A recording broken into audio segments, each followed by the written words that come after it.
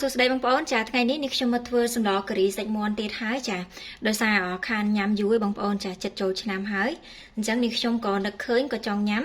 ដើម្បីស្លញ៉ាំជុំបងប្អូនណាចានេះខ្ញុំមានមាន់ចំនួន1ក្បាលចា1ក្បាលនេះខ្ញុំទិញពីក្នុងផ្សារទំនើបមកចាទម្ងន់វា1គីឡូកន្លះបងប្អូនចាមាន់ស្វិតមាន់3សាសចាហើយគ្រឿងផ្សំរបស់យើងមានស្ករត្នោតបងប្អូនប្រើជាស្ករសក៏បានតែស្ករត្នោតឆ្ងាញ់ជាងចាម្ទេសឆ្អើកិនចាស្បែកដីគ្រឿងបុកផ្កាចាន់ឈើអែមកាពិខ្ទិះដូងដើមចាមានដំឡូងជ្វាខ្ទឹមបារាំងស្បែកគួរចាចំណែកអំបិលប៊ីចេងចាំនេះខ្ញុំដាក់នៅពេលក្រោយទៀតបងប្អូនចាហើយយើងមានអានេះខ្ទិះដូងចុងចាចំនួន2លីត្រចាតោះអញ្ចឹងកុំឲ្យចាំយូរយើងទៅមើលពីរបៀបធ្វើចាអញ្ចឹងបងប្អូនដាក់ឆ្នាំងមករួចហើយនេះខ្ញុំដាក់ភ្លើងចាសម្រាប់ភ្លើងយើងប្រើភ្លើងកដាលបានណាបងប្អូនចាបន្ទាប់មកនេះខ្ញុំដាក់ខ្ទិះដូងដើមចូលខ្ទិះដូងនេះខ្ញុំទិញពូទៅបងប្អូនចានេះខ្ញុំដាក់ចំនួនកន្លះលីត្រណាចាអញ្ចឹងបន្ទាប់មកទៀតយើងធ្វើការរំងាស់ខ្ទិះដូងnàyឡើងប្រេងសិនណាបងប្អូន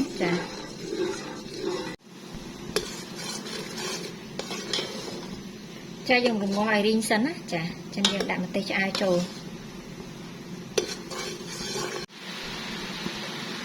ចាអញ្ចឹងខ្ទិះដូងរបស់យើងគឺចាប់ផ្ដើមរីងបដាបងប្អូនចាតោះមកនេះខ្ញុំចាប់ផ្ដើមដាក់ម្ទេសឆ្អើចូល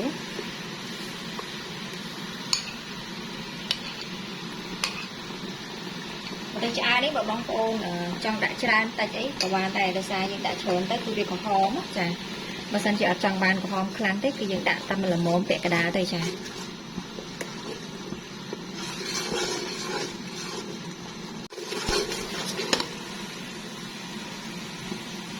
ចាបន្ទាប់មកនេះខ្ញុំដាក់ផ្កាច័ន្ទចូលផ្កាច័ន្ទនេះហើយនឹងឈើអែមបងប្អូនចង់ដាក់ក៏បានអត់ក៏បានដោយសារនេះខ្ញុំចង់បានក្លិនវាឈ្ងុយអញ្ចឹងនេះខ្ញុំដាក់ណាចា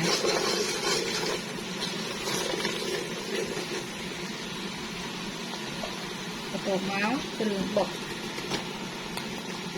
នេះមួយចានចង្កឹះមកចាយើងកូរឲ្យសព្វមកចា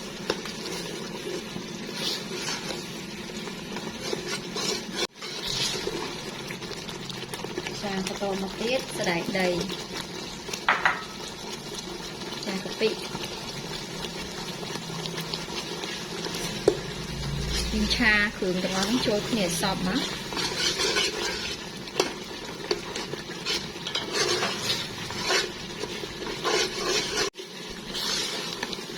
ចាក្លិនឈ្ងុយហើយបន្ទាប់មកខ្ញុំដាក់ស្ករត្នោតចា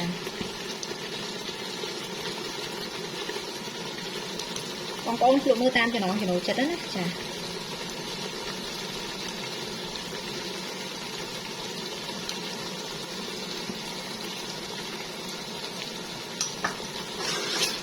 យើងកូរសព្វមកចាបន្ទាប់មកទៀតនេះខ្ញុំចាប់ផ្ដើមដាក់គ្រឿងផ្សំចូល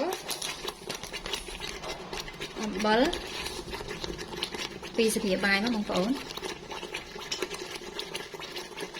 ចានេះទឹកត្រីមួយស្លាបព្រាបាយយើងដាក់មានក្លិនឈ្ងុយ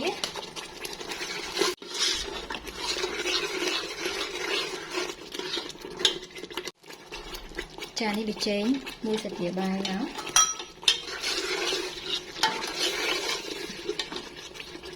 ចាបន្តមកនេះខ្ញុំចាប់ផ្ដើមដាក់សាច់មាន់ចូល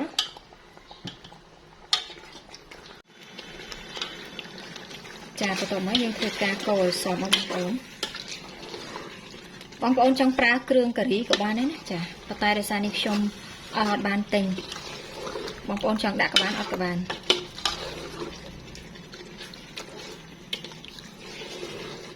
ចាយើងកូរឲ្យសព្វមក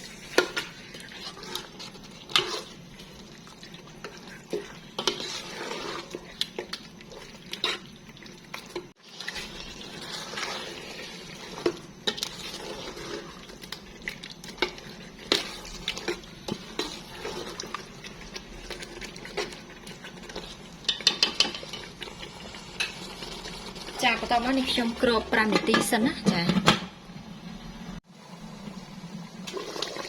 ចាបងប្អូននេះ5នាទីក្រោយចា ច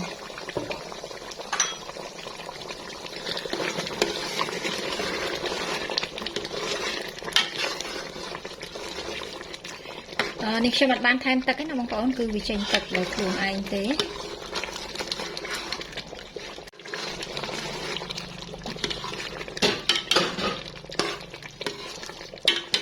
ចាអញ្ចឹងបន្តមកទៀតនេះខ្ញុំចាប់ផ្ដើមបន្ថែមខ្ទិះចុងចាសម្រាប់ខ្ទិះចុងនេះគឺចំនួន2លីត្របងប្អូនចាបើសិនជានេះខ្ញុំឲ្យគេពូតគឺយើងបានខ្ទិះច្រើនប៉ុន្តែនេះយើងយកមកពូតខ្លួនឯងអញ្ចឹងវាអត់សូវបានខ្ទិះដើមច្រើនទេបងប្អូនចាវានៅក្នុងចុងទាំងអស់ចា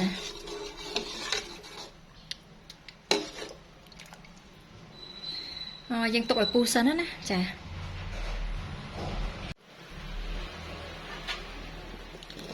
ចាអញ្ចឹងពុះហើយចាបន្ទាប់មកនេះខ្ញុំចាប់ផ្ដើមដាក់បន្លែសម្រាប់បន្លែបងប្អូនចង់បន្ថែមទ្រព្យទៀតក៏បាននិយាយទៅអាស្រ័យទៅលើចំណង់ចំណូលចិត្តបងប្អូនណាចាហើយសម្រាប់ដលងបងប្អូនចង់ដាក់ជាដលងពណ៌ការ៉ុតក៏បានដែរដលងសាច់ការ៉ុតណាបងប្អូនចា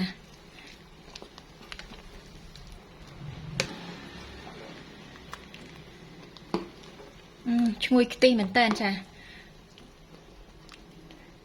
ចាអញ្ចឹងយើងទុកឲ្យពុះបងប្អូនចាហើយសម្រាប់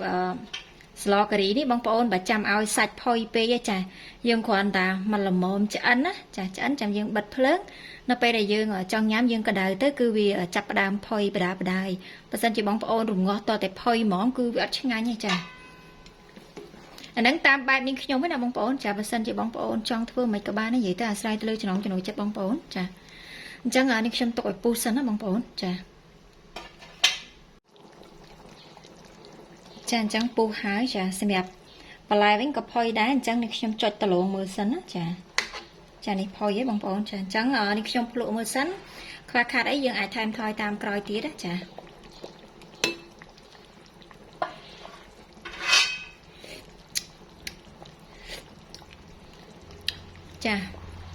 នេះខ្ញុំបន្ថែមស្ករបន្តិចទៀតចានេះខ្ញុំបន្ថែមស្ករស1ស្លាបព្រាបាយទៀតណាបងប្អូនចាសម្រាប់រសជាតិបងប្អូនភ្លក់តាមចំណង់ចំណូលចិត្តណាចាខ្វះខាតអីយើងអាចថែមថយតាមក្រោយទៀតបានចាកុំឲ្យដាក់អំបិលលូបស្ករលូបអញ្ចឹងណាបើយើងដាក់លូបទៅនៅពេលដែល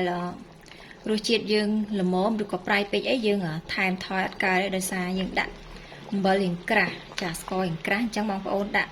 មកល្មមយើងអាចបន្ថែមបន្ថយតាមក្រោយទៀតបានចា